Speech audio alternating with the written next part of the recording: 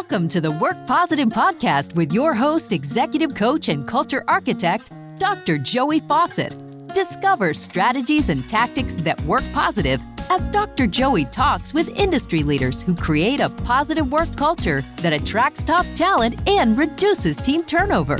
Discover how you can create a work positive culture that increases productivity and profits. Here's your host, Dr. Joey. Hey, Work Positive Nation.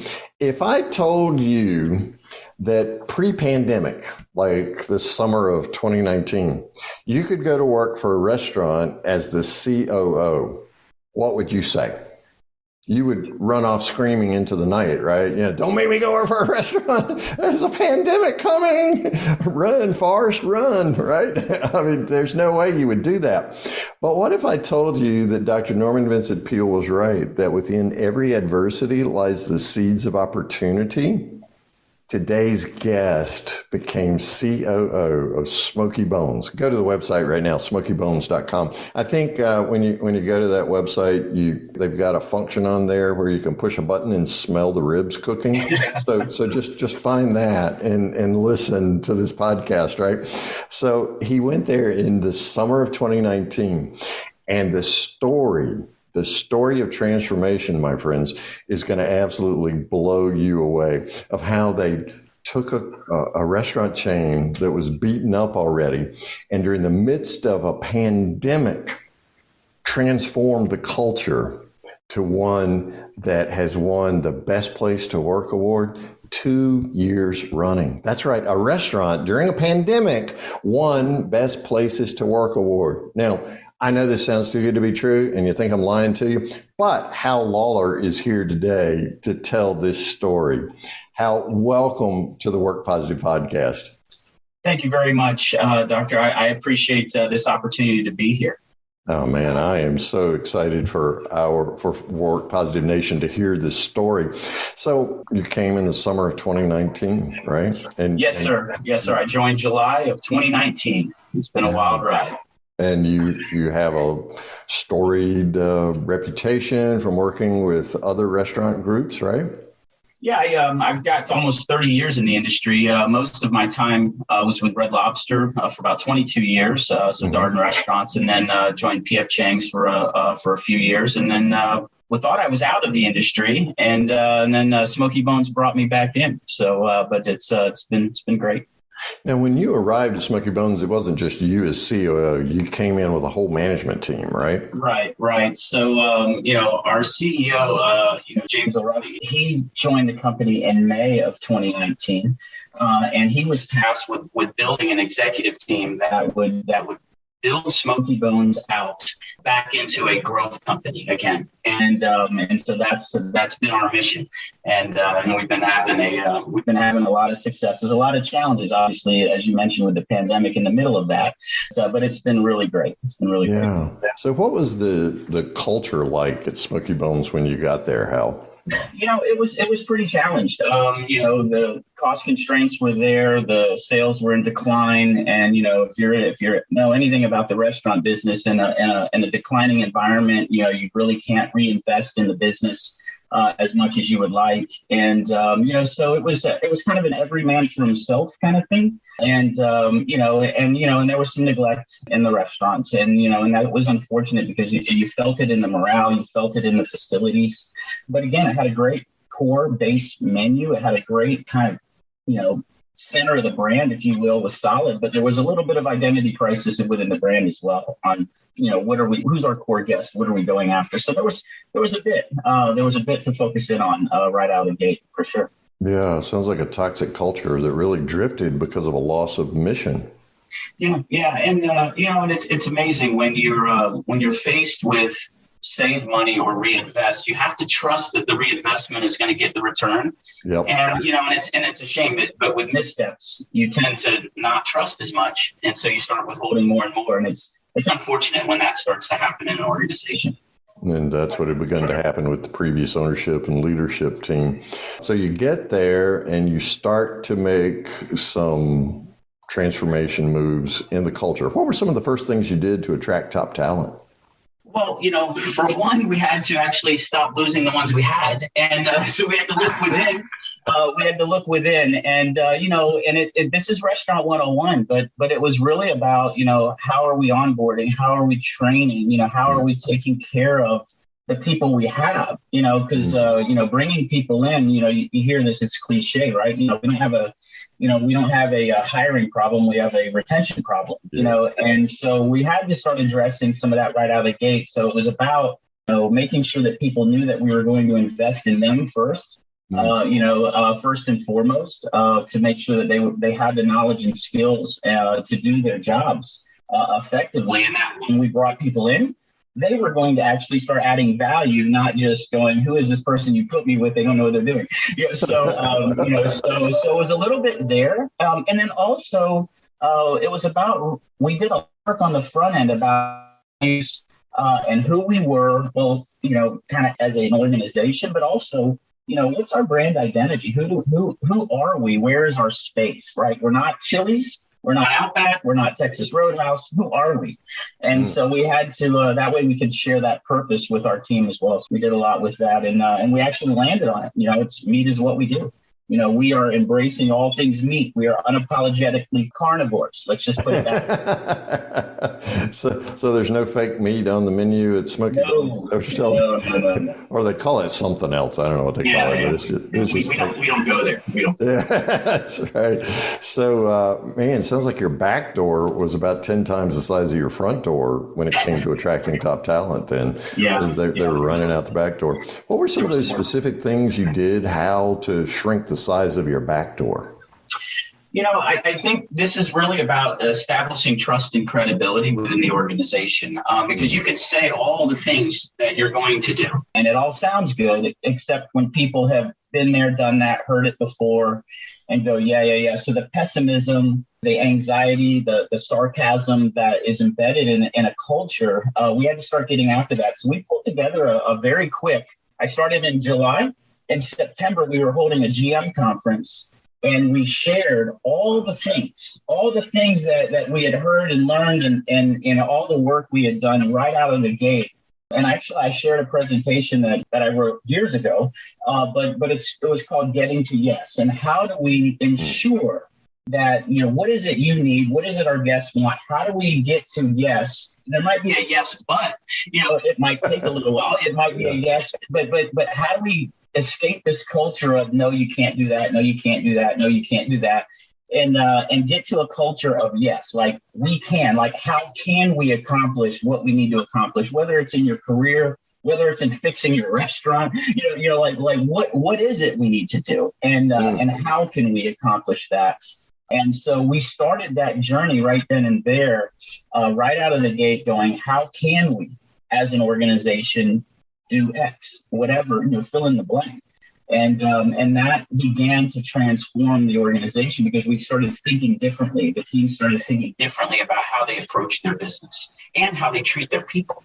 Yeah. So how do we get to yes, man? That's a powerful question. I suspect the response due to the toxicity in the previous culture was, okay, not getting to yes, but we're already at yeah, right. Yeah, no, we actually started seeing retention improvement by November. We actually started seeing marked retention improvement. And what was amazing about Smokey Bones was they all wanted help. This was the first situation in my career that I've ever stepped into where when we presented opportunities for improvement and change, people just said, "Oh, thank you." And it was just like, whoa. Wow. Yeah, it was really amazing. And it just shows you just how much they wanted support, guidance, direction. Actually, one of them said, "You actually speak restaurant." And it was like, well, yeah. That was a great quote. It was like, wow, you actually speak restaurant. It was like, almost like you knew what you were doing, Hal. Yeah, but it was really wild because it was really refreshing. As much as people felt deep down and restricted, they love the brand. A lot of them love the brand, and they stayed through all of that, all of this, and because they love the brand. And so when we started providing opportunity, there was a lot of latching on to it and a lot of embracing it. Not everybody, as I mentioned before, there's always that pessimism and bitterness Sure. that finds its root. But I will tell you that the majority were embracing change, and not all of them understood it, but they were saying, hey, this is better than it was. Let's gravitate towards that. And you started seeing that momentum within the first few months of shift in the organization. That's great. A quick transformation. So the toxicity really opened the door for change for you to move towards transformation. But man, you can't buy loyalty. And that brand loyalty was amazing. That must have been the foundation that you really built on. It absolutely was, especially when you fast forward 4 more months. And then you got March 18th, which is burned in my mind. Let's see, March 18, 2020. What happened then, Hal? I wonder what happened at that point. I think that was, and so as soon as you're shutting down dining rooms and you're not knowing, what's going to happen tomorrow, it was a scary place to be. I mean, there was a lot of tears on a weekly basis, and not just our company. I mean, it's obviously everyone has gone through this, yes. but I will tell you that crisis, basically our executive team, the leadership team had to look each other in the eye and go, what are we going to do? And how are we going to assure our teams that we will be here when this is all over? And those decisions were not easy. And the trust and the credibility that we gained on the back end from saying, if you will do this, and it wasn't easy. It was shutting down dining rooms, going to takeout only. It was running restaurants with 5 and 6 and 7 employees. We actually took managers from salary to hourly. And that was not easy, and there was a lot of people that were like, what are you doing? Especially with pickups, because they were doing all the work. They were having to do all the work, but we wanted to keep the restaurants open. And we said, if we keep the restaurants open versus shutting them down, trying to reopen, we will be able to rebuild faster. And we did just that. And we gained and grew market share, by August and September of 2020, we were starting to experience growth and rebuild again at a much faster rate than other companies that were out, other restaurant companies that were out there. Really? Wow. Okay, so man, that's a huge shift, taking managers from salary to hourly, and you're running a restaurant off the backs of 5 or 6 people. What did you do, Hal, that really allowed you to grow your market share? I mean, because you're talking about restaurants. Even the government identified you guys as an industry, saying, hey, you need some help, right? And poured some money into you. What was it you did to grow your market share at that time? Well, at that time, if you recall, you couldn't get anything. I mean, people were goes back to getting to yes. People were finding a reason to say, no, I'm not going to be open. I'm only going to open for 3 or 4 days. It's like, no, like how can we be that place for the community that they can trust that we will be there to feed them? And we're going to do it with a smile, right? So we're not going to yell at you when you walk through the front door without a mask on. We're going to offer you a tissue to just cover your mouth until you get to the table, whatever it is. Oh, that's incredible. Having been yelled at a few times, I can tell you that tissue made a big difference, buddy. Yeah, well, and it was the concept of going, we're in the hospitality business.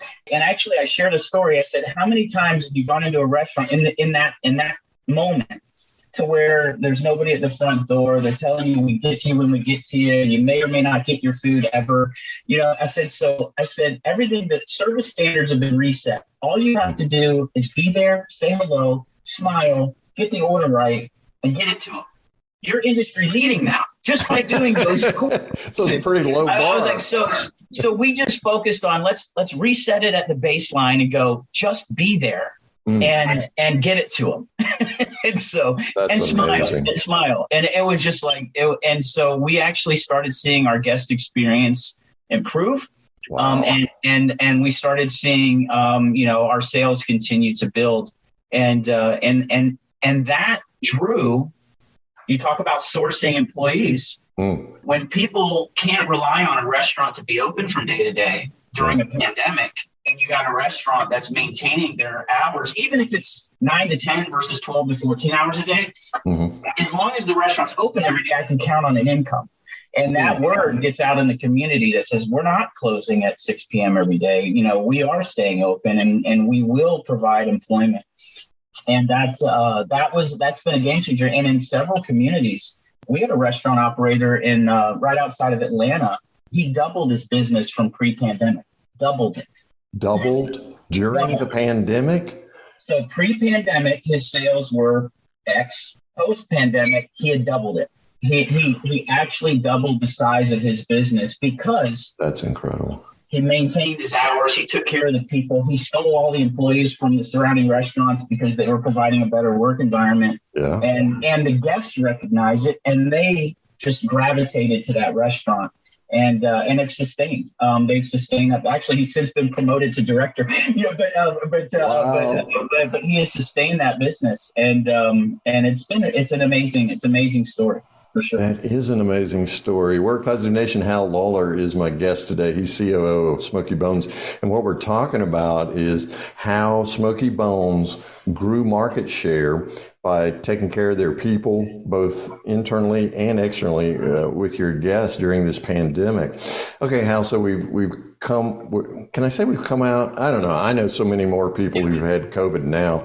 Thank God they're not dying, right? But we're kind of coming out of that pandemic. I'm just going to go ahead and say we're coming out, all right? So what did you learn during the pandemic that has begun to shape policy and the way you do Smokey Bones now? You know, what we learned very early on was transparency was crucial.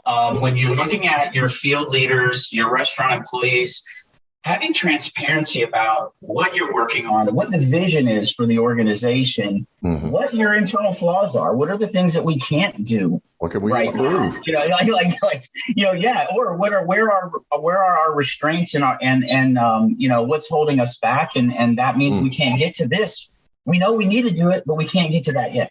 Right. So here's what we are working on. And so one of the things that we started early on was a weekly town hall, where all the executives, the entire executive team, including the CEO, every Thursday from 2 to 3, we've done this now for over 2 years, every single week. And what we do is we do a business update. We share functional leaders come in and they share things. And then I'll normally script a leadership message or a developmental session, a micro learning session, if you will, or we'll bring in some other operator that has something that they want to share that might add value. And so it's been very positive. I even did a series for about 5 weeks on emotional intelligence and how to, so just, 5 or 10 minutes, right? Nothing too long. I mean, these are operators out running restaurants. They can't sit on webinars all day long, but I would tell you that weekly cadence, we actually did a vote and said, who wants to go to monthly? And it was like overwhelmingly, no, we want to keep this every single week.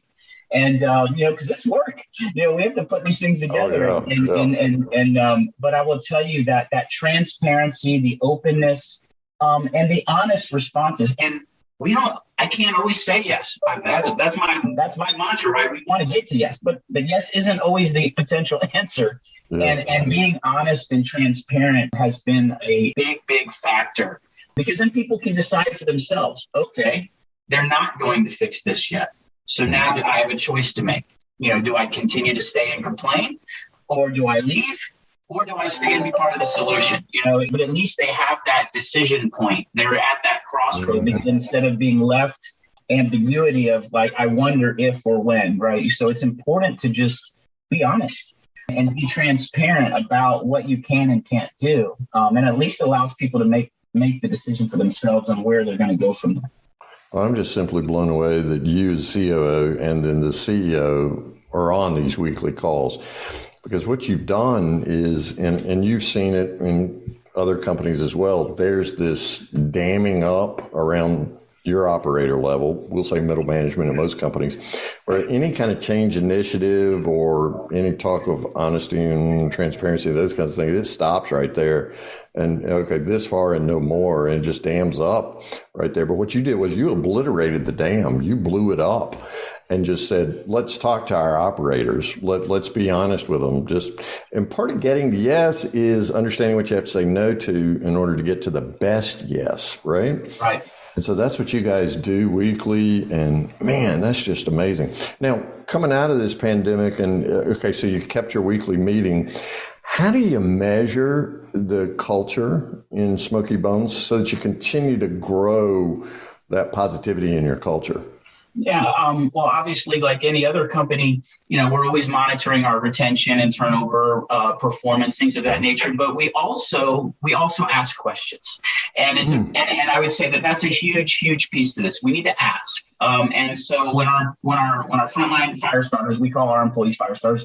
When our frontline fire starters are clocking in, there's questions that pop up. One of them, an example would be, would you refer a friend or family to work here, right? So there's certain questions when you go into different survey companies out there that'll tell you there's certain ones that will get you to a cultural understanding of kind of where's your company at. And right now we're maintaining over, I think last in July, it was 93%.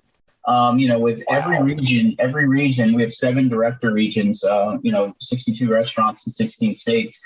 And every region's running over a 90, and we're very proud of that. And as you mentioned, we did win Great Place to Work 2 years in a row, and that first year was in the midst of the pandemic, which was just insane. It was like I couldn't believe. I was like, we're gonna do this thing now. Like we're gonna sign up for great. It's like, oh my gosh. Are you sure? And we pressed forward, and oh my goodness, it was great though. It was really great. Man, that's a powerful question. Of course, being in the coaching business, that's what we do. That's what we train our coaches in, is asking powerful questions. So the power of that question, it's close-ended, but it's still a very powerful question, because the trust, integrity, the attraction factor, right? If I'm working here, you want to attract people like your core base of fire starters. So would you refer a friend? And did you say 93% company-wide? We're at 93% company-wide saying yes. That's incredible. And you do it when they're clocking in. So it just pops up on the screen and they click yes or no. And it keeps the pulse on it. And we do a full survey once a year.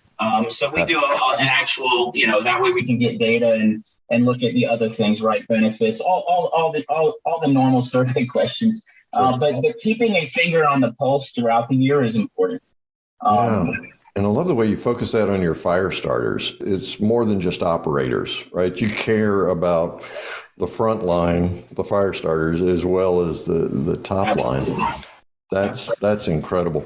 So what kind of challenges are you facing? Because, we're starting to shift a little bit out of this pandemic. You're at 93%, right? I'd refer a friend, 2 years in a row. What are some of the challenges you're facing in taking Smokey Bones to the next level? Well, it's what we're all dealing with right now. It's inflation and it's supply chain. I give you one real example, because a lot of your frontline employees or your guests won't know what's going on behind the scenes. An air conditioner goes down and it's 95 degrees. You order, it can't be repaired, and you order a replacement and it's 4 months out. Oh man, it's May. It's 4 months out. So in other words, I'm going to get you a new air conditioner in September after the summer's over. When you don't need it. Yeah, when your hands are tied due to supply chain or inflation, and it impacts your cost structure, and then it's like, hey, here's all the things we wanted to do, like invest more into benefits or invest more into this.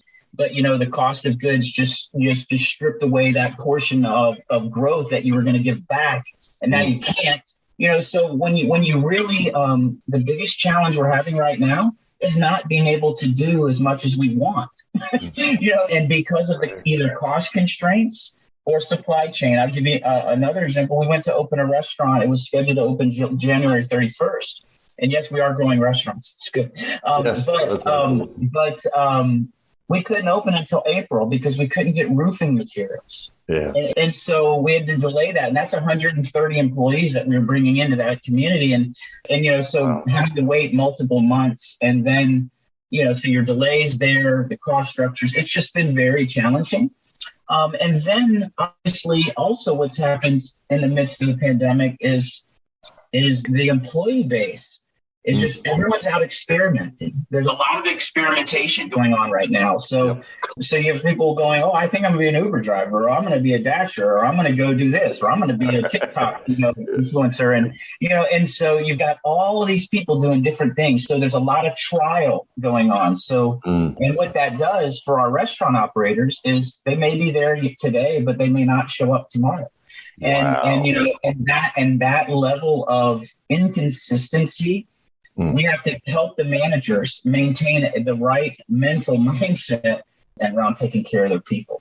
Yeah. So how do you help those operators, those managers maintain that positive mindset? We've opened up a few things. We opened up a communication line on a GroupMe channel. It's open to all managers. And they just sit there and they've been talking to each other off the ledge. Especially it's more about problem solving now. But during the pandemic, it was, I don't think I can take this anymore. They're jumping on and they're like, it'll be okay. You're awesome. And you have people just encouraging each other going, it's going to be okay. Yeah, that happened to me yesterday. And so the GroupMe channel for the management team has been great. So imagine, 62 restaurants, every manager has the potential to be on there and just chat. That's been really cool.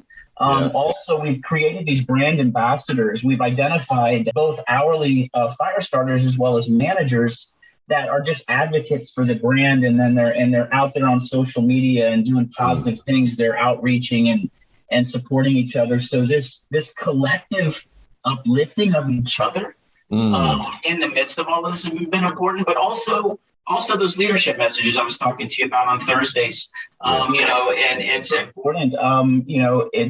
They're just small things, but I've had several managers at times, they'll just reach out and go, Hal, what we talked about, last week really helped me. This weekend I had this happen and I thought about, and it's like, and so it's that continuous, we need to speak positive and we need to speak solutions into people's hearts and minds so that when they faced with things, it just kind of comes to them and they're like, oh, I'm going to do this in this moment so that I don't lose my mind. Yeah. Oh, exactly. Or go off on somebody and lose more employees, right? Or start a fire and jump on it, right? I mean, exactly. So it's no silver bullet, but it's that we have to stay a part of the continuous process with them. Yes. And it's not a kumbaya, everyone holds each other's hands. Sure. But it is absolutely, because there's tenacity, resilience. I mean, there's a lot of tough-mindedness that's needed right now. Yeah. But knowing that there is support and help and assistance is key. Yeah, you're helping them focus on the positive and filter out the negative by creating a community of operators. And that's peer-to-peer learning, which is, you and I know, is the strongest. And I know you said it seems small, but hey, man, small hinges swing some big doors. So it sounds like the way you're keeping your operators engaged and keeping them moving forward. Hal Lawlor is the COO of Smokey Bones. You can go to smokeybones.com right now and find yourself a restaurant, find the closest one to you. Hal, Work Positive Nation always wants to know from us one thing that you would advise them to do today that will help them attract top talent and reduce team turnover so that they create the kind of positive work culture that Smokey Bones has. What's that one thing you'd recommend? Is it okay to be a two-part one thing? So the one thing I will tell you is you ask questions. Go to your team, ask questions, and there's two questions. Here's the two part. There's two questions that I would encourage you to ask. One is, why do you stay? Right? Yes. We need to understand why people stay with us. Why do they love where they're at? And my response to them is so I don't mess it up. I need to know why you stay so I know what not to mess up. We need to get that one right. And then the second one is, what do you believe we can improve upon? And it's not just, oh, yeah. It's, because you're going to hear stories of hey, the straws are always splattered by the Coke machine.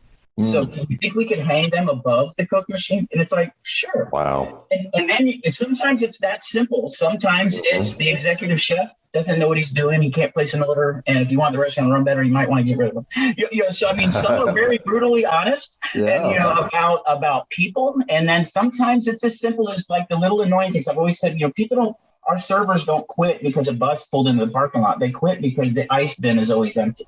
And so it's amazing. It's we need to listen to what's causing them distress and be part of the solution.